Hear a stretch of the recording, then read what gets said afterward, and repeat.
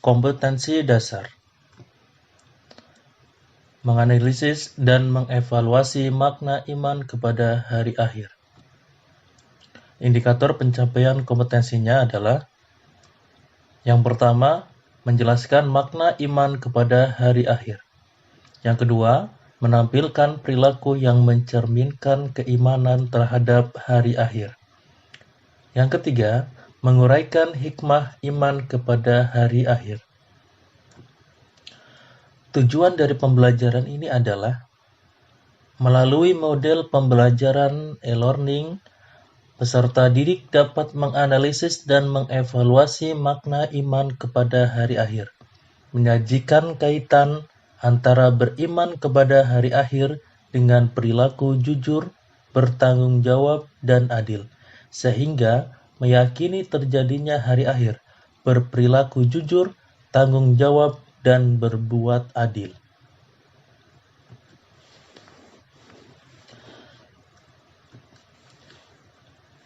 Memahami makna beriman kepada hari akhir.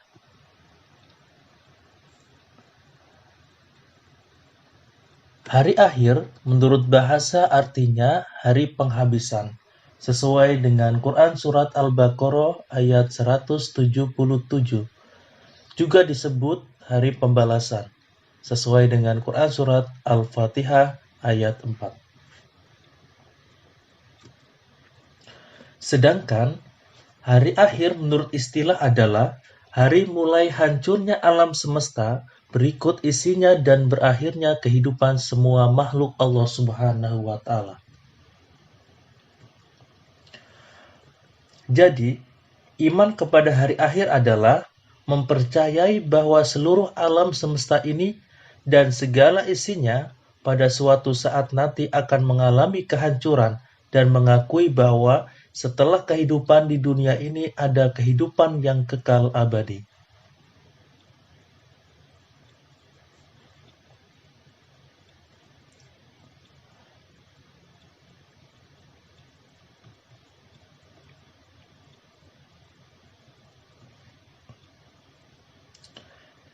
Hari akhir menurut Al-Quran. Di dalam Al-Quran dijelaskan bahwa hari akhir atau hari kiamat itu dibagi menjadi dua. Yang pertama adalah kiamat sugro atau kiamat kecil, dan yang kedua adalah kiamat kubro atau kiamat besar. Apa yang dimaksud dengan kiamat sugro? Kiamat sugro adalah peristiwa datangnya kematian bagi semua makhluk, termasuk manusia yang bersifat lokal dan individu. Sebagaimana firman Allah Subhanahu wa Ta'ala di dalam Quran Surat Ali Imran ayat 185.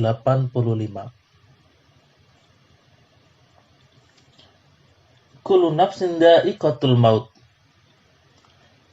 Tiap-tiap yang bernyawa pasti merasakan mati.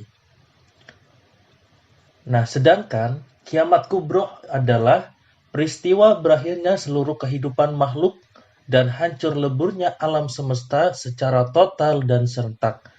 Sebagaimana firman Allah Subhanahu wa Ta'ala di dalam Quran Surat At-Takwir ayat 1-3.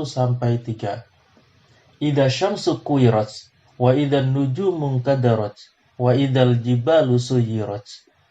Apabila matahari digulung, apabila bintang-bintang berjatuhan, dan apabila gunung-gunung dihancurkan.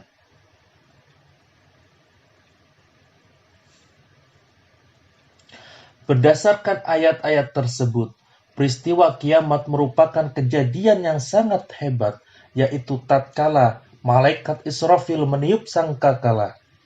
Kemudian bumi diangkat, gunung-gunung dibenturkan, dan terjadilah kerusakan hebat. Langit pecah bergelegar, benda-benda bumi bertebaran laksana kabut.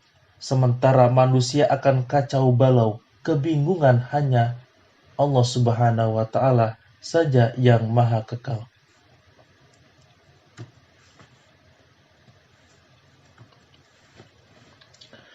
Peristiwa-peristiwa yang harus diimani yang akan terjadi sesudah mati. Yang pertama adalah fitnah kubur, dan yang kedua adalah siksa dan nikmat kubur. Apa yang dimaksud dengan fitnah kubur? Yaitu beragam pertanyaan yang diajukan kepada orang yang sudah meninggal tentang Tuhannya, tentang agamanya, tentang nabinya, tentang imannya, serta tentang kiblatnya. Sedangkan siksa dan nikmat kubur. Siksa kubur diperuntukkan bagi orang yang zolim, orang yang munafik, orang yang kafir, dan orang yang musyrik. Sedangkan nikmat kubur diperuntukkan bagi orang yang baik amal ibadahnya di dunia.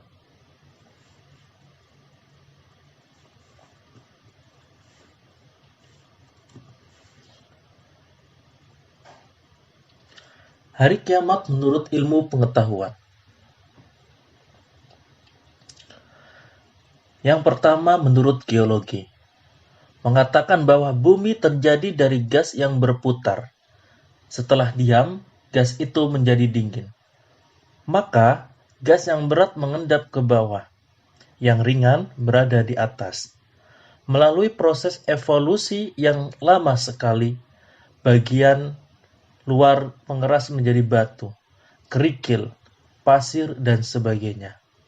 Sedangkan bagian yang tengah masih panas.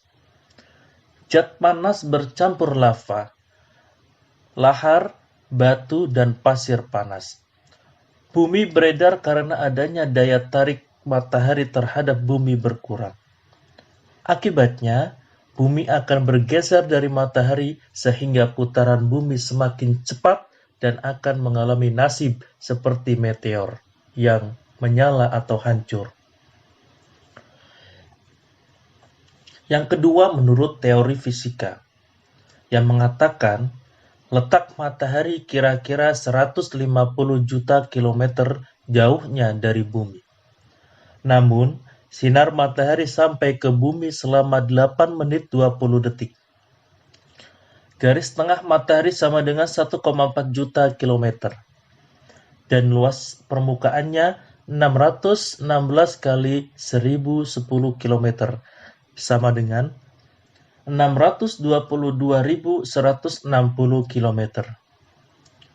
Menurut ahli fisika, energi matahari dipancarkan ke angkasa dan sekitarnya 5,7 kali 1027 kalori, sama dengan 5.853,9 kalori per menit, dan mampu menyala 50 miliar tahun dengan panas 15 juta derajat Celcius. Kalau suatu ketika matahari tidak muncul atau cahayanya redup karena tenaga atau sinarnya habis, maka tidak ada angin dan awan yang berakibat hujan tak akan turun. Selanjutnya, gunung-gunung akan meletus, ombak bergulung-gulung, air laut naik sehingga hancurlah bumi ini.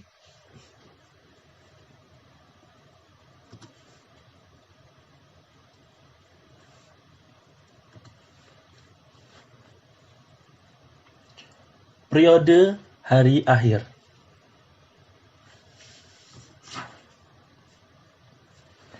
Yang pertama adalah Yaumul Ba'ats. Apa itu? Sesudah hancur dan musnahnya alam semesta termasuk manusia, terjadilah hari kebangkitan. Hari kebangkitan adalah proses dibangkitkannya seluruh makhluk dari alam kubur. Yang kedua, yaitu Yaumul Hasyr, yaitu hari berkumpulnya manusia setelah dibangkitkan dari kuburnya masing-masing. Kemudian semua manusia digiring ke tempat yang luas, yaitu padang mahsyar. Yang ketiga, yaitu buku catatan.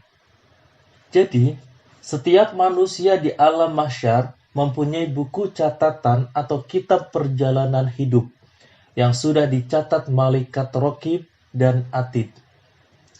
Kitab catatan itu berisi semua perbuatan dan perkataan manusia sewaktu hidup di dunia. Yang keempat, Yaumul Hisab dan Mizan. Yaumul Hisab adalah Hari ketika Allah Subhanahu wa taala memperlihatkan semua amalan di akhirat untuk dihisab. Segala dosa besar dan kecil dihitung dengan seksama dan teliti. Ketika amalan mereka dihitung, anggota tubuh mereka ikut menjadi saksi. Sebagaimana firman Allah Subhanahu wa taala di dalam Quran surat An-Nur ayat 24. Yang artinya, pada hari itu lidah, tangan, dan kaki masing-masing menjadi saksi atas perbuatan yang telah mereka jalankan. Tahapan selanjutnya adalah mizan. Mizan adalah timbangan yang adil berisi kebajikan dan kejahatan yang telah diperbuat setiap manusia. Setiap orang ditimbang amalnya dengan seadil-adilnya. Sebagaimana firman Allah Subhanahu wa taala di dalam Quran surat Al-Anbiya ayat 47 yang artinya, dan kami letakkan timbangan yang tepat pada hari kiamat dan tidak seorang pun dirugikan walau sedikit. Dan jika amalan itu hanya seberat zarah, pasti kamu berikan pahalanya, dan cukuplah kami saja yang memperhitungkannya. Yang kelima, yaitu as-sirat. Apa itu as-sirat? As-sirat adalah jembatan yang terbentang di atas neraka menuju surga. Mudah atau sulitnya melewati as-sirat itu tergantung kepada amal setiap manusia. Rasulullah SAW bersabda, terbentanglah jembatan as-sirat itu di antara dua tepi neraka jahanam. Hadis riwayat Muslim. Yang keenam adalah yaumul jaza, yaitu suatu hari ketika semua manusia akan menerima balasan dari Allah Subhanahu wa taala. Balasan yang diterima seseorang sesuai dengan amalnya selama ia hidup di dunia. Yang ketujuh, balasan perbuatan baik dengan surga. Setelah seluruh manusia dihisab dan melalui timbangan, mereka diberikan balasan yang sesuai dengan amal perbuatannya. Pada saat itu, terbagilah manusia menjadi dua golongan. Adapun bagi mukmin yang bertakwa kepada Allah Subhanahu wa taala, pasti akan menerima balasan yang setara, yaitu berupa surga. Surga disediakan oleh Allah Subhanahu wa taala sebagai karunia kepada hambanya. Yang kedelapan, balasan perbuatan buruk dengan neraka. Adapun orang yang selama hidup di dunia lebih banyak mengerjakan perbuatan jahat, maksiat, dan kafir terhadap Allah Subhanahu wa taala, kufur kepada ajaran dan nikmat Allah Subhanahu wa taala, maka akan menerima balasan yang jahat pula. Sebagian kegetiran dan kerasnya siksaan neraka digambarkan melalui firman Allah Subhanahu wa taala di dalam Quran Al-Ghasyiyah ayat 4-7, yang artinya memasuki api yang sangat panas. Neraka diberi minuman dengan air dari sumber yang sangat panas. Mereka tidak memperoleh makanan selain dari pohon yang berduri, yang tidak menggemukkan dan tidak pula menghilangkan lapar.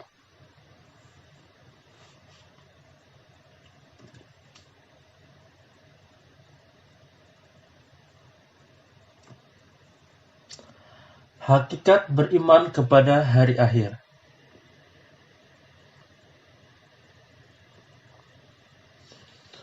Iman kepada hari akhir merupakan rukun iman yang kelima, yang harus kita yakini oleh setiap umat Islam. Sebagai perbuatan yang dilakukan oleh setiap manusia, baik maupun buruk, akan dipertanggungjawabkan di akhirat kelak. Oleh sebab itu, keimanan kepada hari akhir hendaknya dijadikan landasan utama untuk menyadarkan diri agar selalu taat kepada ajaran Allah Subhanahu wa taala. Banyak ayat dan hadis yang memerintahkan kita agar meyakini datangnya hari akhir. Di antaranya adalah firman Allah Subhanahu wa taala pada Quran surat Al-Baqarah ayat 4 berikut. Walladzina yu'minuna bima unzila ilaika wa ma unzila min qablik wa bil akhirati hum yuqinun. Dan mereka yang beriman kepada Al-Quran yang diturunkan kepadamu Muhammad dan kitab-kitab yang telah diturunkan sebelum engkau, dan mereka yakin akan adanya akhirat.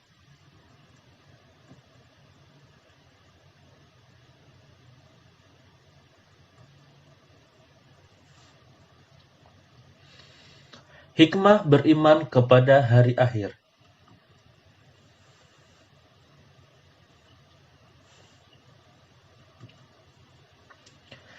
Yang pertama, muncul rasa kebencian yang dalam kepada kemaksiatan dan kebejatan moral yang mengakibatkan murka Allah Subhanahu wa taala di dunia dan akhirat. Yang kedua, menyejukkan dan menggembirakan hati orang-orang mukmin dengan segala kenikmatan akhirat yang sama sekali tidak dirasakan di alam dunia ini. Yang ketiga, senantiasa tertanam kecintaan dan ketaatan terhadap Allah Subhanahu wa taala dengan mengharapkan maunahnya pada hari itu. Yang keempat, senantiasa termotivasi untuk beramal baik dengan ikhlas. Yang kelima, senantiasa menghindari niat-niat yang buruk apalagi melaksanakannya. Dan yang keenam, menjauhkan diri dari asumsi-asumsi yang mengkiaskan apa yang ada di dunia ini dengan apa yang ada di akhirat.